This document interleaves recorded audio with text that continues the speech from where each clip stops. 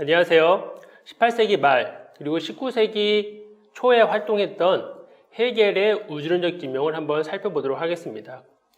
헤겔이 활동할 당시에는 데이비드 흉 그리고 임마누엘 칸트의 철학이 철학으로서 신의 존재를 증명하거나 신의 본질을 알 수 없다라고 하는 분위기가 아주 강한 때였습니다. 그런데 바로 그러한 사조를 비판한 것이 헤겔인데요. 헤겔이 이런 이야기를 합니다. 신에 대한 지식 없는 신학이 무엇이란 말인가? 신에 대한 지식 없는 철학 또한 도대체 무엇이란 말인가? 오직 쇳소리요 울리는 꽹과리일 뿐이다. 당시 철학의 분위기가 신을 알 수 없다라는 분위기였기 때문에요.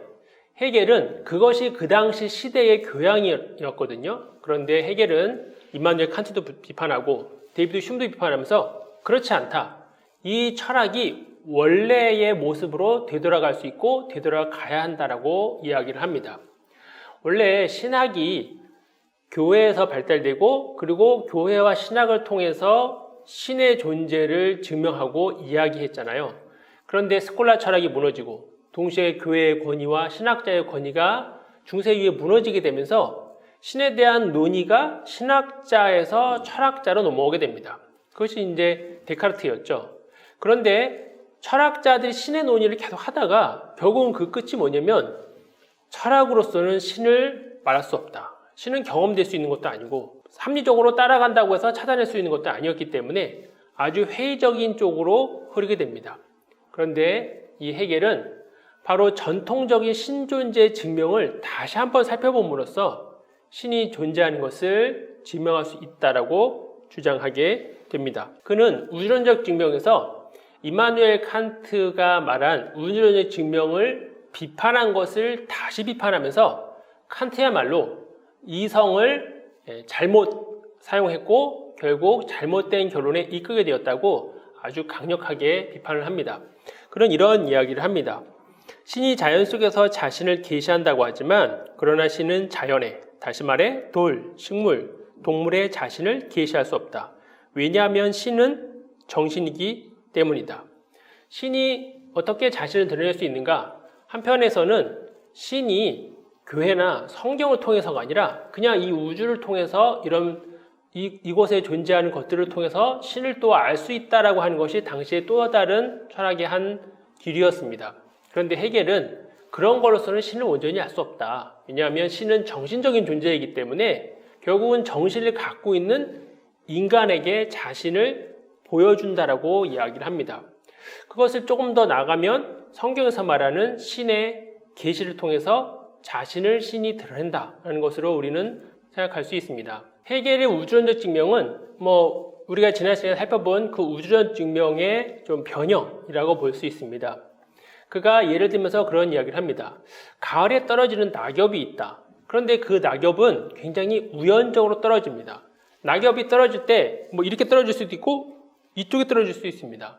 또 어떤 낙엽은 겨울 내내 그냥 거기에 달려있는 낙엽도 있습니다.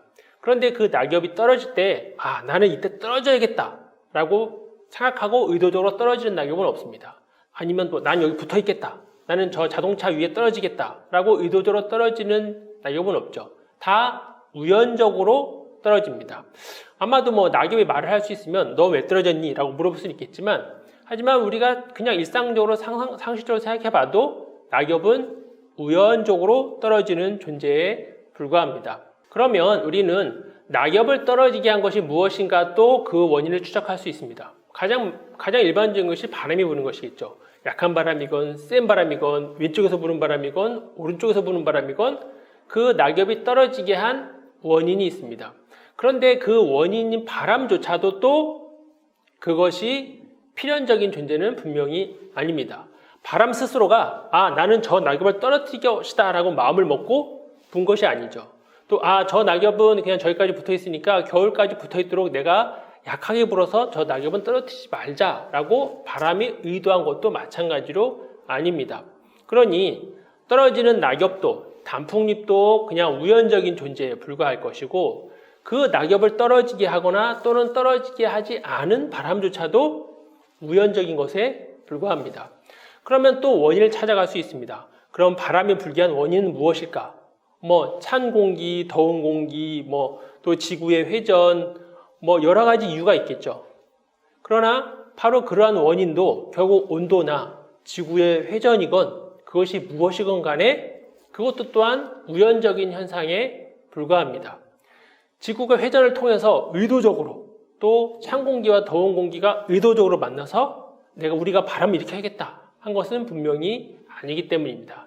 그러니까 우연의 연속입니다. 낙엽이 떨어지는 것, 낙엽이 떨어지게 한 바람, 그 바람을 일으키는 온도의 변화, 지구의 움직임, 모든 것도 결국은 다 우연에 불과할 뿐입니다. 그러면서 해겔은 마지막 네 번째에 결국은 도달할 것이라고 봅니다. 그것이 곧 우연이 아닌 비자발적인 것이 아닌 자발적인 그 어떠한 것입니다. 더 이상 자신을 넘어서지 않으며 자기 안에서 완결되고 완전히 자기 안에서 규정되어 다른 모든 규정들이 의존할 수밖에 없는 그러한 필연성을 갖추어야 한다. 어떠한 것이 필연성을 갖고 있는데 그 필연성도 또 그 필연성을 있게 하는 그런 것이 아니라 그 필연성은 더 이상 다른 필연성에 의해서 영향을 받거나 또는 그 필연성이 존재하기 위해서 그 어떠한 것이 존재해야만 되는 것이 아니라 그 자체로서 완벽한 필요성을 갖춘 것이 필요하다. 그것이 무엇이겠습니까? 그것이 곧 신이라고 결론을 내릴 수 있습니다. 우주론적 증명의 핵심이 바로 여기에 있습니다. 떨어지는 낙엽이 있기 위해서는 바람이 있어야 되고 바람이 있기 위해서는 온도의 변화가 있어야 되죠. 온도의 변화가 있기 위해서는 또 다른 무엇인가의 원인이 있어야 됩니다. 바로 그러한 원인들을 거슬러 올라갔을 때 결국에 거기에는 필연적 존재가 있다는 겁니다. 해겔이 말했듯이 마지막에 따라서 절대 필연적인 것이 있다 하는 것입니다. 우리는 우주를 보면서 저 우주가 어떻게 존재하게 됐지? 저 돌멩이는 왜 저기에 있지? 라는 질문을 던지게 됩니다. 그런데 우리가 던진 그 질문은 결국은 우리가 답을 찾아가는 그 과정 속에서 그 어떤 것도 지구상에 존재하는 그 어떤 것, 우주에 있는 그 어떤 것도 스스로 거기 있거나 스스로 만들어진 것이 아님을 우리는 다 알게 됩니다. 그러면서 결국에는 우주에 있는 모든 것을 존재하게 되는 필연적인 그 어떠한 것이 있다 하는 것이 더 가장 합리적이고 누구나 도달할 수 있는 결론이 된다 하는 것이 우주론적 증명의 핵심입니다. 우주론적 증명을 통해서 또 다른 말로 원인론적 증명을 통해서 해겔은 당시에 신의 존재를 더 이상 철학은 얘기할 필요가 없다, 말할 수도 없다라고 하는 것에 반기를 들었고 다시 한번 철학을 통해서 신의 존재를 증명하고 또 말할 수 있는 그러한 학문의 기류를 만들어냅니다. 다음 시간에 또 뵙겠습니다.